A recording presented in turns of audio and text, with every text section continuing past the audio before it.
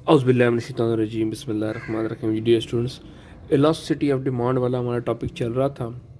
हम लोगों ने न्यूमेरिक्स किए उसके, हम लोगों ने उसकी इंटेंसिटीज देखी कि मोर इलास्टिक क्या होता है, यूनिट इलास्टिक क्या होता है, लेस इलास्टिक क्या होता है, ज़ीरो इलास्टिक क्या होता है, इन्फिनिट इलास्टिक क्या होता है। फिर उसके बाद हम लोगों ने उसके मेजरमेंट के तरीके देखे कि हम लोग उसको एक्सपेंडिचर मेथड से कैसे निकाल सकते हैं, हम उसको परसेंटेज या बाय फ्लक्स मेथड कैसे निकाल सकते हैं, फिर उसको वाया फार्मूला मेथड कैसे निकाल सकते हैं, पॉइंट इलास्टिसिटी क्या होती है, आर्क इलास्टिसिटी क्या होती है, और फिर हम लोगों ने ज्योमेट्रिक मेथड देखा था कि स्ट्रेट लाइन हो तो कैसे निकल सकता है और कर्व हो या आर्क हो तो कैसे निकल सकता है। ठीक हो गया जी। अच्छा, आज हमने करनी types of elasticity of demand. Elasticity demand की टाइप्स देखनी है। टाइप से मुराद क्या है? देखिए, आपको इलास्टिसिटी ऑफ डिमांड का बेसिक कंसेप्ट पता होना चाहिए है क्या। हमने कहा डिमांड में चेंज कितनी आती है, ठीक है जी, किसकी वजह से? Due to change in price. तो ये इलास्टिसिटी ऑफ डिमांड है। तो देखिए, ये हमने इलास्टिसिटी ऑफ डिमांड को बेसिकली क्या किया है, ये हमने इलास्टिसिटी ऑफ डिमांड को फिक्स किया है किसके साथ? प्राइस के साथ। तो इसका मतलब ये जो मेरे पास बन गई है, ये मेरे पास क्या बनी है? Price elasticity of demand.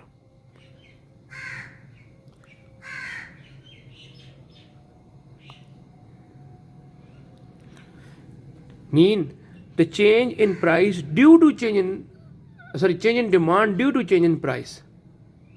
जब हम इसकी बात करते हैं तो कितनी चेंज इन डिमांड हो ड्यू टू कितनी चेंज इन प्राइस, तो ये क्या होगा? Price elasticity of demand. ये वो है जो हमने पहले सारे का सारा डिटेल में पढ़ा है अभी तक, ठीक है। दूसरा, इसको हम लोग बोलते हैं कीमत लचक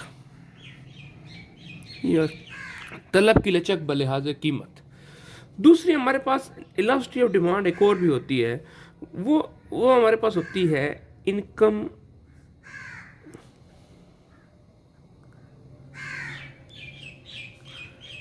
इलास्टिसिटी ऑफ डिमांड। मीन देखें, क्वांटिटी डिमांडेड सिर्फ प्राइस में चेंज की वजह से ही चेंज नहीं होती। अगर हम रियल लाइफ में देखें तो जो क्वांटिटी डिमांडेड है वो इनकम में चेंज की वजह से भी चेंज होती है। ठीक हो गया जी। तो इसका मतलब क्या हुआ? तो फिर जब इनकम में चेंज की वजह से चेंज होती है तो इसकी वेलोसिटी निकल सकती है। मीन अगर इनकम में चेंज हो तो डिमांड कितनी चेंज होगी, इसमें आगे फिर वही होंगे मोर elastic, less elastic, unit elastic. Mean अगर इनकम में जितनी चेंज हो क्वांटिटी डिमांड में उतनी ही चेंज आए तो हमारे पास ये कौन सी होगी जी? मोर इलास्टिक डिमांड। सो इसी तरह इसको हम देख सकते हैं, ठीक है जी। मतलब इनकम में चेंज, सॉरी, डिमांड में change due to change in price. देखिए, जब किस बंदे की इनकम बढ़ती है तो अपना क्या करता है? बाइंग पैटर्न चेंज कर देता है।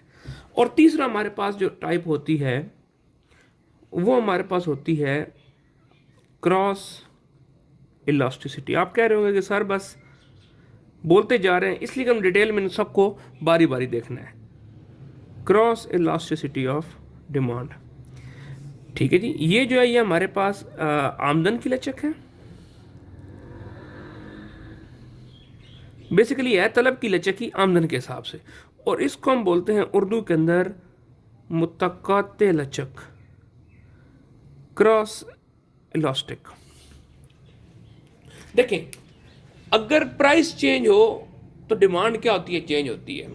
लॉ ऑफ डिमांड यही कहता है, कितनी चेंज हो प्राइस तो कितनी डिमांड चेंज हो, तो ये हमारे पास इलास्टिसिटी ऑफ डिमांड होती है। ये होगी price elasticity. Now this and ये जो आखिरी है क्रॉस इलास्टिसिटी, फर्क क्या है दोनों में? बड़ा आसान सा फर्क है।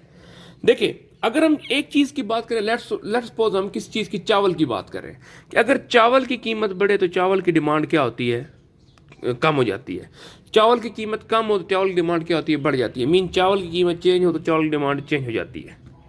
लेकिन अगर मैं बात करूं कि प्राइस किसी और चीज की चेंज हो और डिमांड किसी और चीज की चेंज हो जाए, सपोज अगर पेट्रोल महंगा हो जाए, पेट्रोल की प्राइस लगातार बढ़ना शुरू हो जाए, तो गाड़ियों की या बाइक्स की डिमांड में क्या आता है? फर्क आ जाता है। मुमकिन है ऐसा? बिल्कुल है। या अगर बिजली बहुत महंगी हो जाए तो बिजली की जो आयरन जो इस्त्री है, प्रेस करने वाली चीज़ है, या बिजली की जो हीटर है या बिजली के चूल्हे हैं, उनकी डिमांड क्या होती है? चेंज हो जाती है। अब देखें, प्राइस किसी एक चीज़ की चेंज हो रही है, लेकिन उसको से डिमांड क्या हो रही है? किसी दूसरी चीज़ की चेंज हो रही है। तो ये क्या होता है? Cross elasticity. तो क्रॉस इलास्टिसिटी क्या होता है? When the change in price of one commodity brings about a change in the price of another commodity. It means then both of those goods are crossly attached. वो crossly attached है और इसकी velocity क्या होगी? How much change in the price of one commodity will bring about how much change in the quant demand of other commodity. ठीक हो गया जी? Okay जी, हम इसको बारी बारी देखते हैं। जो हमारी पहली चीज है वो हमारे पास है प्राइस इलास्टिसिटी। इसके ऊपर हम इतना जोर नहीं लगाएंगे, इसलिए नहीं लगाएंगे कि ये हम पहले सारे का सारा जो हमने पढ़ा है बेसिकली वो सारा हमने इलास्टिक डिमांड पढ़ी ही प्राइस के हिसाब से। ठीक है जी, लचक बलिहाजे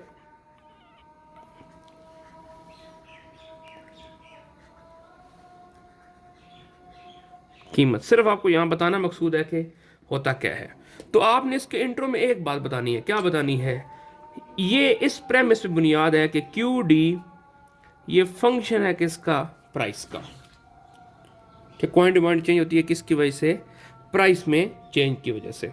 ठीक, उसके बाद इसकी वही डेफिनेशन देनी है जो हम लोग पहले क्या कर चुके हैं, दे चुके हैं। बल्कि अगर लास्ट लेक्चर पढ़ो ना मेरे पास कहीं, आप लोग जो लास्ट लेक्चर थे ना इलास्टिसिटी ऑफ डिमांड की थ्योरी वाला, पहला लेक्चर दूसरा लेक्चर, वो देख लें, उसमें सारा क्लियर हो जाएगा।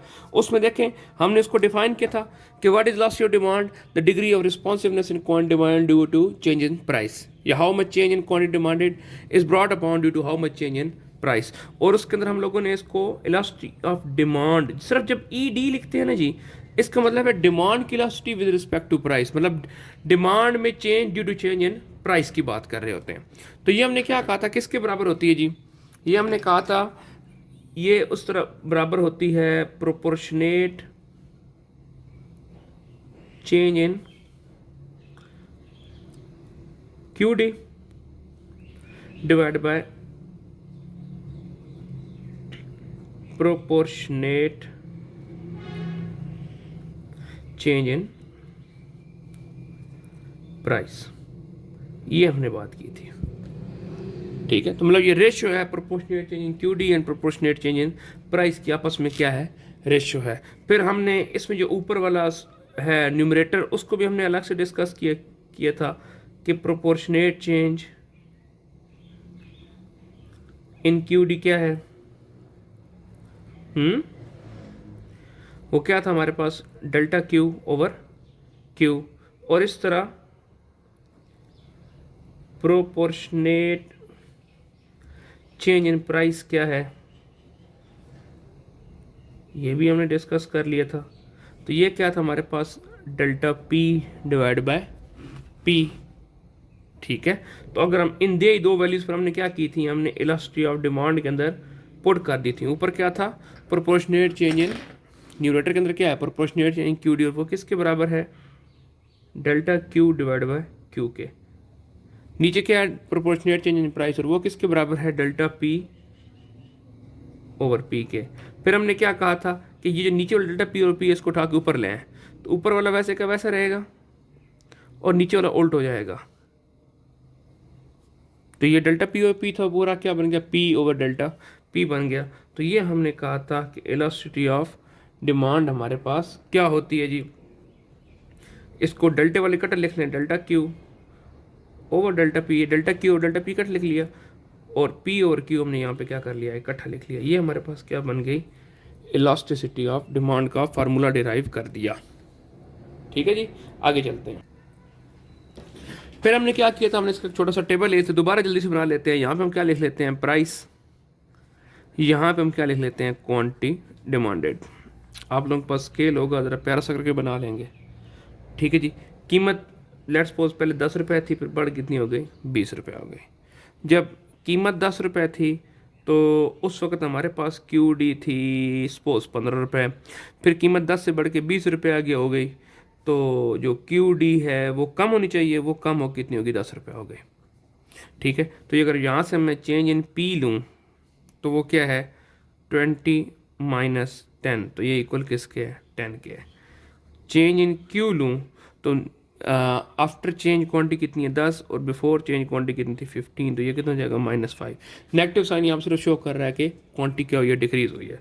और पी और क्यू लूँ तो P क्या है, प्राइस बिफोर चेंज। तो प्राइस बिफोर चेंज कितनी थी, 10 थी, और क्वांटिटी बिफोर चेंज कितनी थी, 15 थी।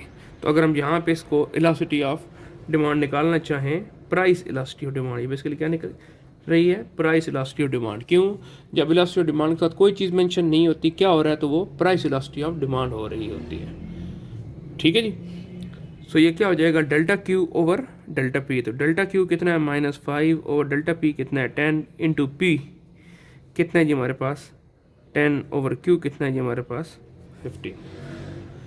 ठीक है जी। तो ये 10 से काट लें तो ये बन जाएगा -5 डिवाइड बाय 15 या -1/3। माइनस साइन तो नेगेटिव रिलेशन शो कर रहा है between price and Q D को, तो 1/3 है, और 1/3 क्या है, मतलब लेस देन, डेफिनेटली डिमांड कितनी है, लेस देन 1 है। ये मैंने वैसे रैंडमली कोई फिगर ले लिए और हमने इसको चेक कर लिया। ठीक हो गया जी। तो जब ये हमारे पास क्या था, हमारे पास प्राइस इलास्टिसिटी ऑफ डिमांड थी। ठीक है जी। आज के लेक्चर के अंदर हम जो दूसरी चीज़ करेंगे वो हमारे पास कौन सी होगी जी, जो मेन हमारा टॉपिक है वो है इनकम इलास्टिसिटी ऑफ डिमांड का। क्या है जी, इनकम इलास्टिसिटी ऑफ डिमांड। वैसे तो प्राइस इलास्टिसिटी ऑफ डिमांड भी मेन ही है, लेकिन चूंकि हम उसको ऑलरेडी डिटेल में कर चुके हैं इसलिए उस पर इतना फोकस नहीं कर रहे। सो टॉपिक है जी हमारे पास इनकम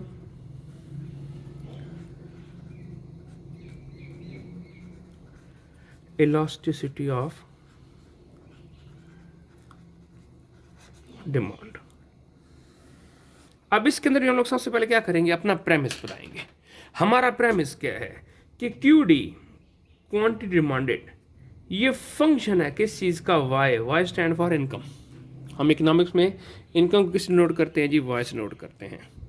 इसका मतलब whenever there is a change in the income of consumer then consumer change its quantity demanded. जब आम सारिफ की आमदन तब्दील होती है तो सारिफ क्या करता है, अपनी क्वांटिटी डिमांडेड को भी चेंज करता है। So income elasticity of demand क्या मेजर करती है कि इनकम में चेंज सारिफ की क्वांटिटी डिमांड में कितनी चेंज लेके आती है। So in income elasticity of demand we can say that we study the degree of responsiveness of QD towards change in income level। Income level में चेंज को किस तरह रिस्पॉन्ड करता है, रिस्पॉन्सिवनेस क्या है क्वांटिटी डिमांड की, ये क्या हमारे पास इनकम इलास्टिसिटी ऑफ डिमांड है। और एक चीज़ हमें पता है कि जो हमारी क्यू डी है ये डायरेक्टली प्रोपोर्शनल है किस चीज़ के, क्यू डी जो आपकी है ये आपकी डायरेक्टली प्रोपोर्शनल है किस चीज़ के, इनकम के। आपकी इनकम ज़्यादा होगी, आपकी बाइंग कैपेसिटी ज़्यादा होगी, आप डिमांड भी ज़्यादा करेंगे। सही है जी। ये जनरली ऐसे होता है, लेकिन ये मैंने जनरली ये नॉर्मल गुड्स के लिए बताया। मैं आगे चल के आपको बताता भी हूँ कि इसकी दो किस्में हमने कौन कौन सी पढ़ने। जरा पहले इसकी हम डेफिनेशन को क्या कर लें, हम जरा सेट आउट कर लें। एक और देख लें जी, how much change in income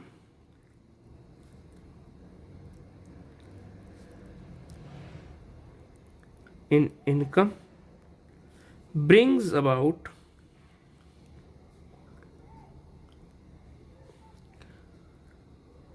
how much change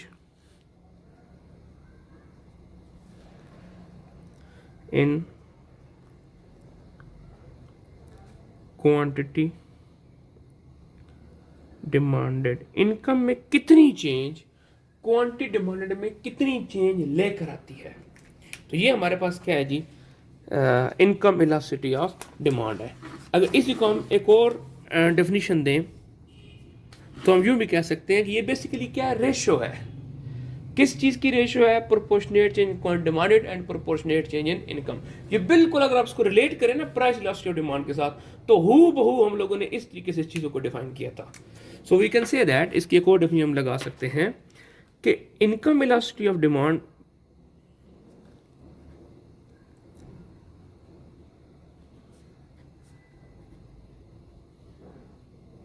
is the ratio. ये क्या है जी, रेशो है किस किस के दरमियान, between proportionate change in price and proportionate change in proportionate change in Q D. Price सुन लिया, यहाँ पे कंसिडर नहीं करनी। ये रेशियो है किस दरमियान, between proportionate change in Q D and proportionate change in income. अब सेम यहाँ पे हम लोग इसी तरीके से डिराइव कर लेंगे इस पूरे के पूरे फार्मूला को कि ये हमारे पास क्या बनता है। चलें जी, देखते हैं जी, बारी बारी आ जाए जी। हमें दो चीज़ें चाहिए। एक हमें यहाँ से फार्मूले से क्या चीज़ पता चली, वो ये पता चली कि प्रोपोर्शनेट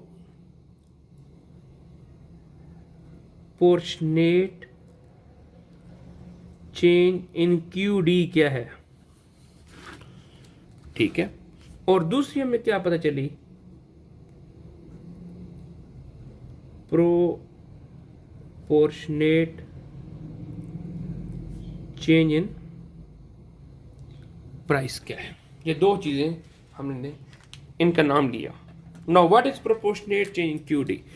ये है जी चेंज इन क्यू, ये डेल्टा क्यू मतलब change in quantity divide by quantity before change. और यहाँ पे प्राइस नहीं लिखना चाहिए बल्कि इनकम लिखना चाहिए, इनकम वेलोसिटी ऑफ डिमांड है। तो ये क्या होगा, change in income divide by income before change, ठीक है। नॉमेनक्लेचर जरा हम लोग क्लियर कर लेते हैं कि हमारे पास क्या क्या आया है। एक हमने नाम यूज किया डेल्टा क्यू का, एक हमने नाम यूज किया है डेल्टा वाई का, फिर एक हमने सिर्फ क्यू यूज किया है और एक हमने सिर्फ क्या यूज किया है, वाई यूज किया है। तो ये क्या क्या चीजें हैं। सो डेल्टा क्यू क्या है, change in quantity demanded, change in Q D. Delta Y क्या है, चेंज इन प्राइस। क्यू क्या है, ये क्यू वो क्वांटिटी डिमांडेड है बिफोर एनी चेंज। और सिर्फ वाई क्या है, इनकम है बिफोर चेंज, मतलब चेंज से पहले वाली इनकम। सही हो गया। तो अगर हम इसका जेनेरिक फार्मूला बनाएं तो वो हमारे पास जेनेरिक फार्मूला ये बनेगा, इसको ई वाई लिखेंगे, Y stand for income, E Y.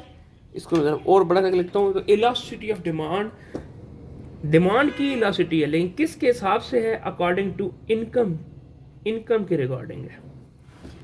तो इसको ई वाई शॉर्टकट है किसका, इनकम इलास्टिसिटी ऑफ डिमांड का। तो ये क्या होता है जी, ये होता है proportionate change in Q D quantity demanded divide by proportionate change in price के, ठीक है। अब हम दोनों क्या करते हैं, जरा बारी बारी ये इनकी वैल्यू पुट कर देते हैं। तो जरा देखिए जी, ई वाई क्या बनेगा हमारे पास, ऊपर क्या है प्रोपोर्शनेट चेंज क्यू डी, और वो किसके बराबर था, वो बराबर था डेल्टा क्यू ओवर क्यू के ओवर। नीचे क्या है प्रोपोर्शनेट चेंज इन, फिर मैं प्राइस लिख के हूँ इनकम, इनकम इलास्टिसिटी पढ़ रहे हैं। तो प्रोपोर्शनेट चेंज इन इनकम, और वो किसके बराबर है जी, डेल्टा वाई ओवर वाई के। इस सारे को उठा के ऊपर ले आए तो देखें ई वाई मेरे पास क्या बनेगा, delta Q over Q into, ये ऊपर आके चेंज हो जाएगा वाई ओवर डेल्टा वाई। तो गोया इसको हम ये भी कह सकते हैं कि ई वाई बराबर हो जाएगा delta Q over delta Y into Y divide by Q.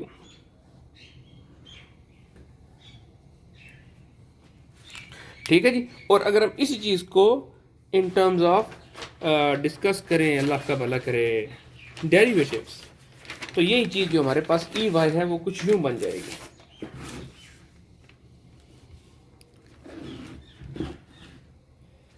तो फिर जो ई वाई है मेरे पास वो ये बन जाएगा डेल्टा की जगह D Q over D Y, मतलब क्यू डी का डेरिवेटिव लेंगे now with respect to Y into Y divide by Q. ठीक है जी।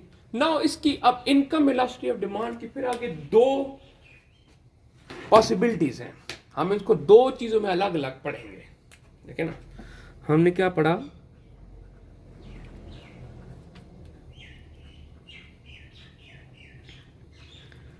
इनकम इलास्टिसिटी ऑफ डिमांड, ये किया ना। अब देखिए इसमें दो मुमकिन सूरत हाल हो सकती हैं हमारे पास। अगर हमारे पास कौन सी गुड्स हो, नॉर्मल गुड्स हो, या हमारे पास कौन सी गुड्स हो, इंफीरियर गुड्स हो। मतलब अगर नॉर्मल अशिया हो तो इसको कैसे पढ़ेंगे, और अगर ये जो शय है वो घटिया हो, घटिया अशिया की सूरत में ये क्या होगा। तो बेसिकली और कुछ भी नहीं है, नॉर्मल और घटिया की सूरत में इनकम और क्यू डी का रिलेशनशिप चेंज हो जाता है। तो पहले हम जरा डिस्कस कर लेते हैं किसको, नॉर्मल गुड्स को, कि नॉर्मल गुड्स कौन सी होती हैं।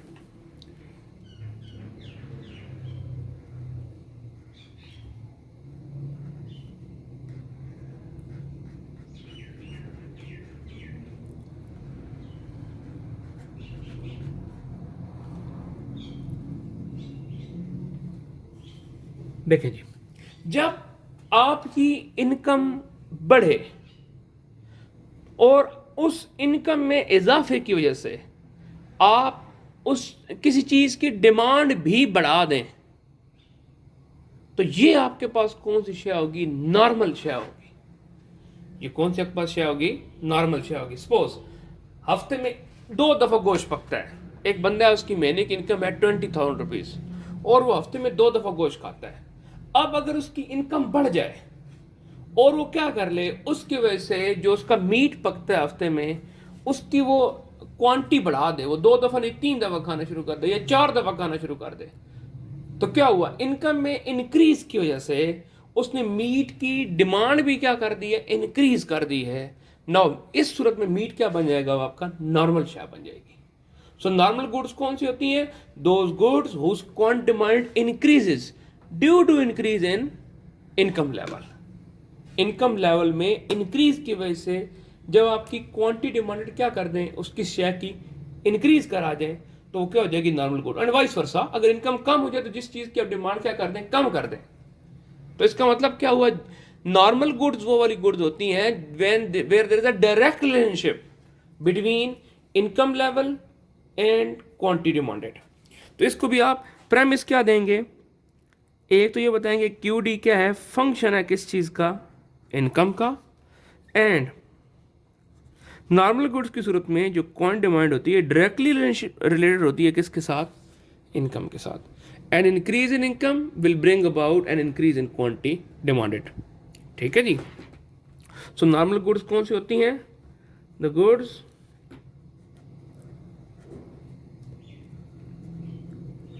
विच are demanded more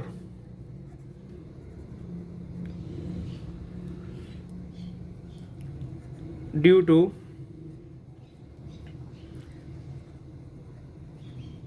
increase in income and vice versa। तो वो वाली गुड्स क्या कहलाती है हमारे पास, नॉर्मल गुड्स कराती हैं। ठीक है जी। या normal goods are those goods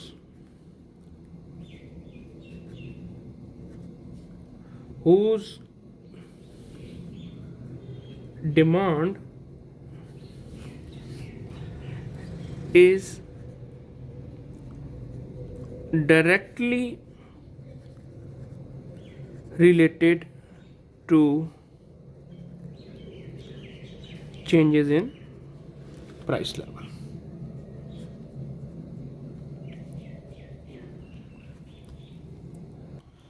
तो गोया हम ये कह सकते हैं कि in case of normal goods ये ट्रू है कि as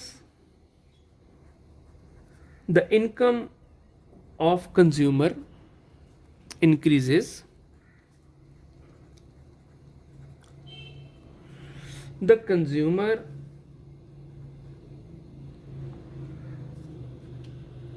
buys more quantity of normal goods.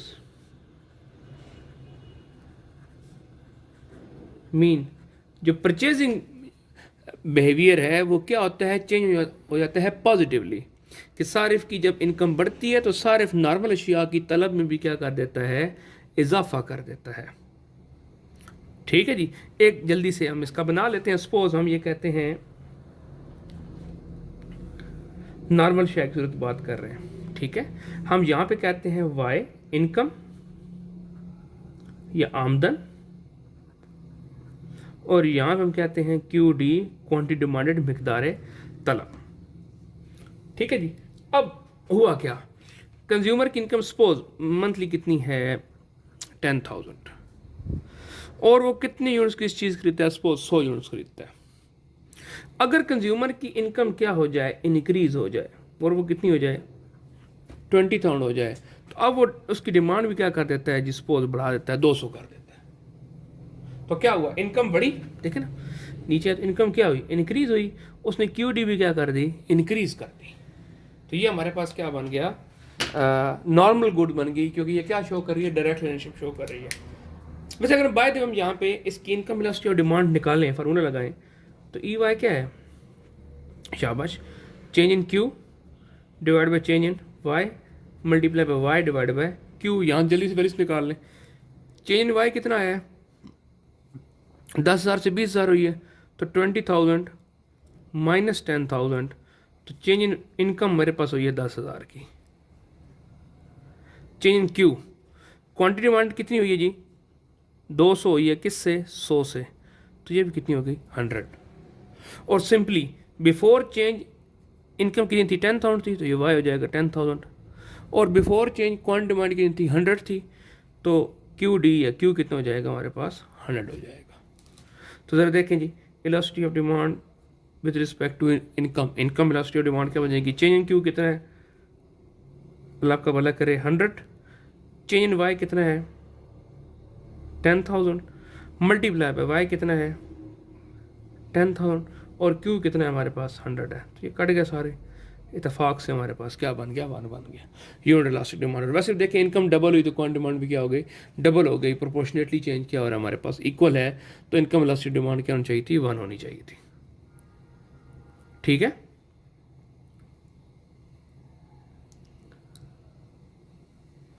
Next ji,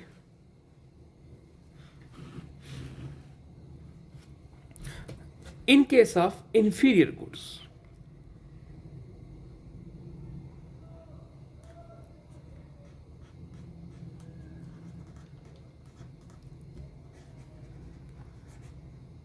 inferior goods कौन सी गुड्स होती हैं, वो वाली गुड्स जब आपकी इनकम बढ़े तो आप बजाय उनको ज्यादा खरीदने के उनको कम खरीदना शुरू कर दें।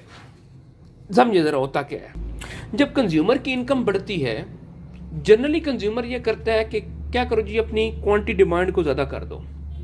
लेकिन इन केस ऑफ इंफीरियर गुड्स क्या होता है, ये कंज्यूमर की नज़र में वो वाली गुड्स होती हैं कि अगर सारिफ कहता है यार मेरी इनकम बढ़ गई है, तो मैं क्या करता हूँ, मैं पहले से ज़्यादा नॉर्मल अशिया खरीदता हूँ। उल्टा जो उसकी नज़र में इंफीरियर अशिया होती हैं, कहता है यार मैं वहाँ भी जो पैसा लगा रहा हूँ, उल्टा वहाँ से पैसा निकालता हूँ, और निकाल के किस पे लगाता हूँ, नॉर्मल अशिया पे लगाता हूँ।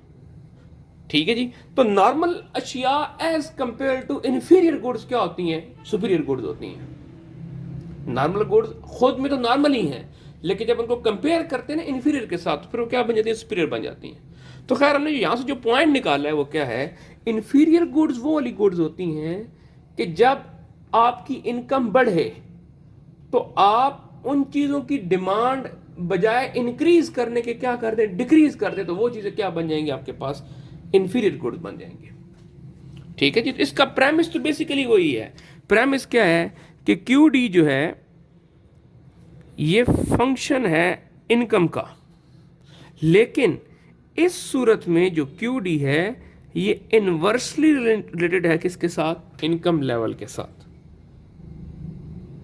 Mean inferior goods are those goods when income increases, less quantity is demanded for those goods। उन goods के लिए जो डिमांड करता क्वांटिटी होती है क्या हो जाती है? कम हो जाती है। तो इसी वजन पे हम लोग एक जैसी डेफिनेशन बनाते हैं। जैसे हम ये लिखा था ना, the goods whose quantity demand is directly related, तो यहाँ पे क्या कहेंगे? Inversely related. The goods which are demanded more due to increase in income, तो यहाँ पे क्या हो जाएंगी? The goods which are demanded less, वो वाली गुड्स जिनको डिमांड पहले से क्या किया जाए? कम किया जाए। तो हम ये कह सकते हैं the goods whose quantity demanded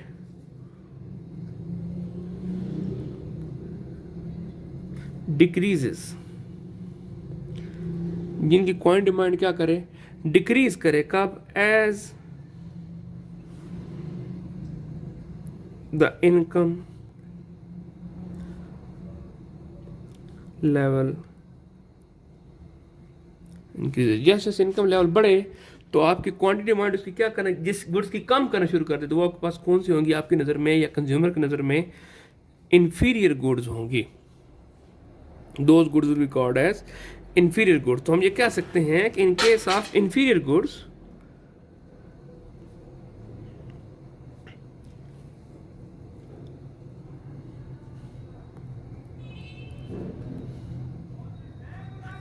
QD, quantity demanded, is inversely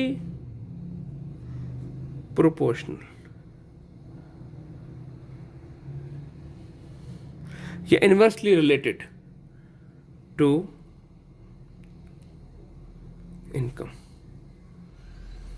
ठीक? या as the quantity, as the income level of consumer increases, the consumer buys less of such commodities, then such commodities will be called as inferior goods। तो ये क्या कहलाएंगे? हमारे पास inferior goods कहलाएंगी।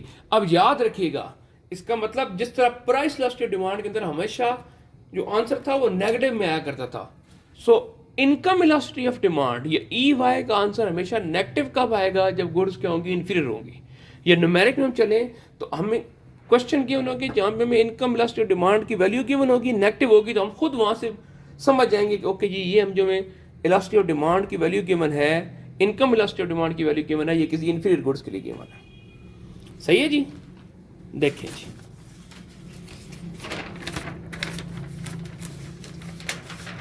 Let's suppose हम लोग कहते हैं जी दो चीजें हैं, मीट है और पोटैटो है जी।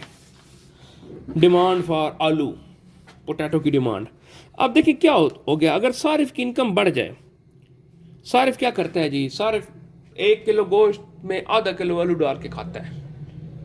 अब अगर सारिफ की इनकम बढ़ जाए, सारिफ कहता है जी ओके जी अब मैं 2 किलो गोश्त खा सकता हूँ। फिर वो सारिफ कहता है यार वेट अ मिनट, मैं 2 किलो नहीं खाऊं, मैं 2.25 किलो खा सकता हूँ। क्या? कब? अगर मैं आलू खाऊं ही नहीं, जो पैसा आलू पे लगाना है वो भी निकाल कर आलू में से कहाँ पे लगा दूं? गोश्त पे लगा दूं, मीट पे लगा दूं।